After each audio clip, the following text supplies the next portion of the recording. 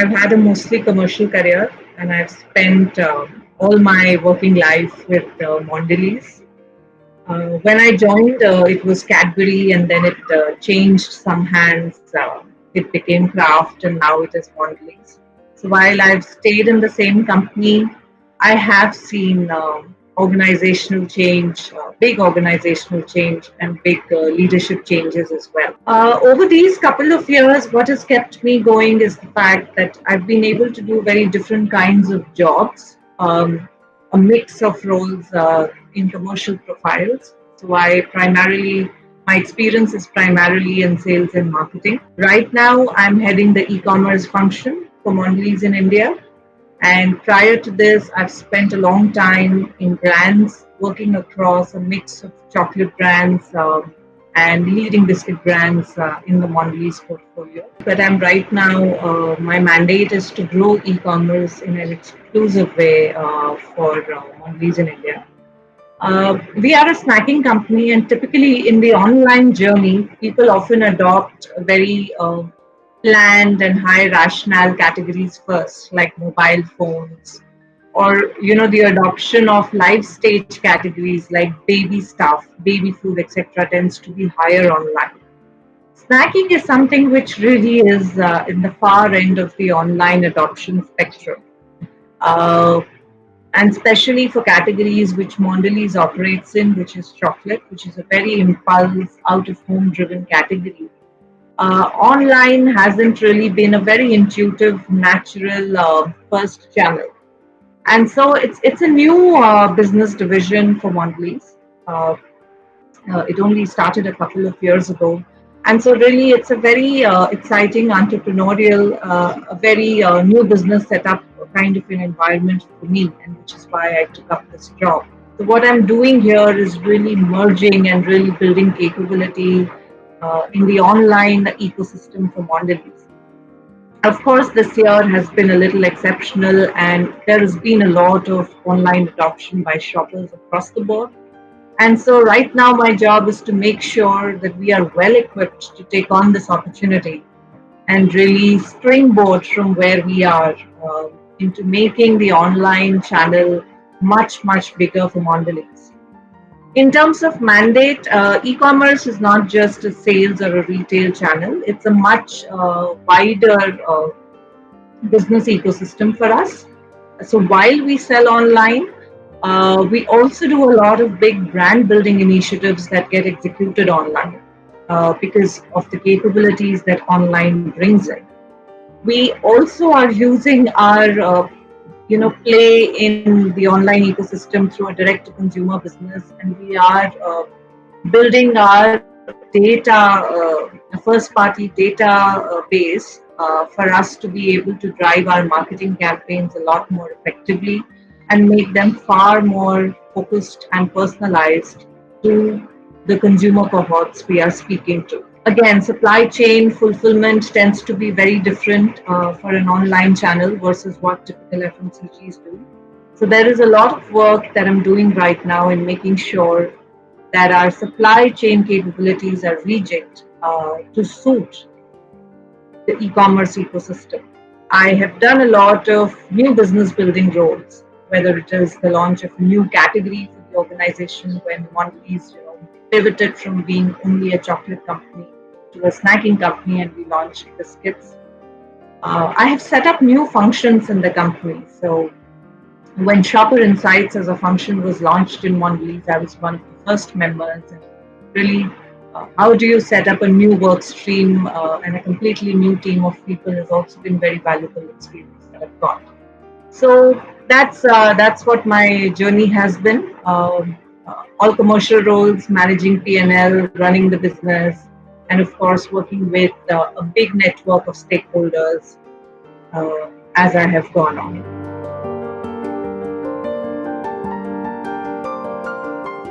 Well, while the pandemic in itself is quite unfortunate, when it started out and when we were in the early stages of the pandemic, which was in March, April, there was a lot of uncertainty, and people were, of course, preferring contactless shopping, and hence there was a rapid adoption of online At that time, the physical distributors and the physical retail outlets were also not open, and therefore, of course, online was a medium through which people were buying.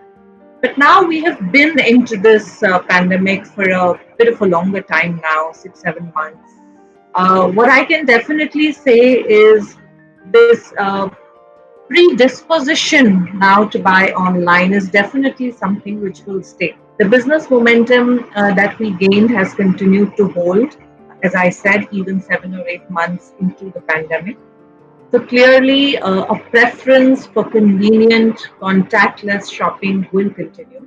Apart from that, some of the big trends that we have seen and which have worked very favorably for our business are that people are at home, and there is an increased tendency to snack at home as a family, or even while working individually, and therefore snacking formats which are meant for consumption at home are really seeing an exponential growth. Similarly, while people are at home, they're also celebrating, they're doing their Zoom parties, they're getting together, and therefore there is a big need for offers that can enable people to celebrate their big and small occasions at home. And customized offerings that we have put out in these two spaces have done very, very well. There are, of course, certain adverse trends. As I said, a lot of snacking does tend to be very impulse driven, and it does tend to be consumed on the go. So we have lost out a little bit in those opportunities because the current online ecosystem does not always work to satisfy an impulse craving. But there are many new formats also which are coming up, which are in the space of hyperlocal delivery or quick deliveries, which consumers and the online retailers are adapting to make sure that we can unlock even that part of the consumption occasion. Of course, there is an increased uptake for wellness products. In general, people are taking care of themselves and making sure that their immunity is built. So we do again see an interest in products which cater to family needs of wellness. So these are some of the trends that I think will stay. I think after, because of the fact that people have been locked up and they've not been living normal lives, there is also sometimes a tendency to splurge and just indulge yourself once in a while because there are not enough of other avenues. So we are seeing some amount of consumption being driven by that as well. So I'm not sure if that is something which will continue the same way, because I think once the world does open up, hopefully, um, people will go back to seeking some experiences which they've not been able to do. So at that time, perhaps more experience-driven businesses and propositions will really take off as and when things change.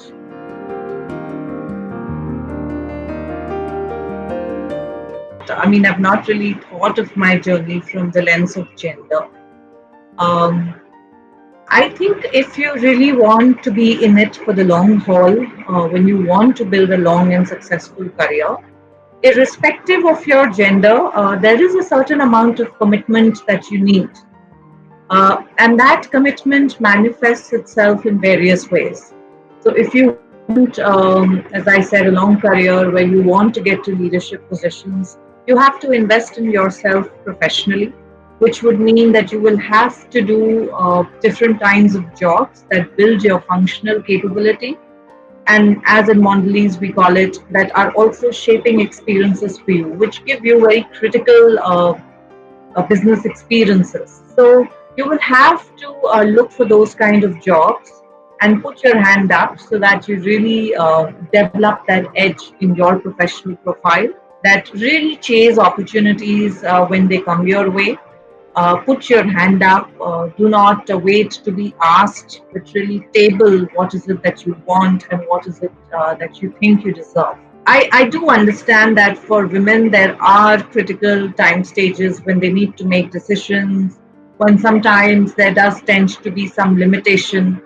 Often with working couples, there is always a little bit of a tussle on how to manage dual careers, how to relocate. And I've had a lot of those challenges myself. But The only thing that I have done, and hence I would advise most of the other women also, is to take a long term perspective. There are sometimes shorter term compromises that you make at times to manage your dual career or to manage your personal priorities, which is okay if you want to do that. But always stay in it for the long run, because if you adopt a long term perspective, then at some point you will always uh, take the right decisions. And if you truly want to flourish in your career, invest in yourself, back yourself, make it a priority, and choose your family and choose your organization wisely. When I say choose your family, of course, I mean you've got to make clear decisions on how you're choosing your life partner, who has to be somebody who just does not support your career, but actually actively encourages and helps you drive your career. So do keep those things in mind, as you think of your support system. And similarly, organizations. I mean, uh, I've had organizations, or let me say, I've interviewed in organizations, who've told me that how would you manage given that you have kids and we will not be able to give you flexibility. In these cases, I felt that if the organizations are not flexible and they do not have, the perspective on how to be diverse and inclusive, uh, you don't really need to chase those organizations or those leaders who don't bring in a balanced and equal perspective. To each their own. So I don't think I'm prescribing that you need to spend a long time in an organization. Or what is more important is that you have to make sure that you stick around for a sufficient amount of time for you to be able to make a difference, for you to be able to see business cycles, for you to be able to weather the storms as well in any job that you're doing. And while you can build your careers in all ways by moving across organizations, moving more frequently versus less frequently, the more important thing is that, or at least in my experience, given that I have spent my time in one organization for a long time, I have seen all business cycles. I have seen some great highs. I've seen some terrible lows. And then I've seen periods of recovery. So what that does is that it's given me a lot of perspective on how does one lead in different times, what kind of business approach and strategy is needed depending on the situation that you're in. Given that I have spent such a long time in an organization, the need to be able to reinvent and adapt. You will survive a long time only if you can adapt to go through the leadership changes, the priority changes, the changes in scale as well of the business.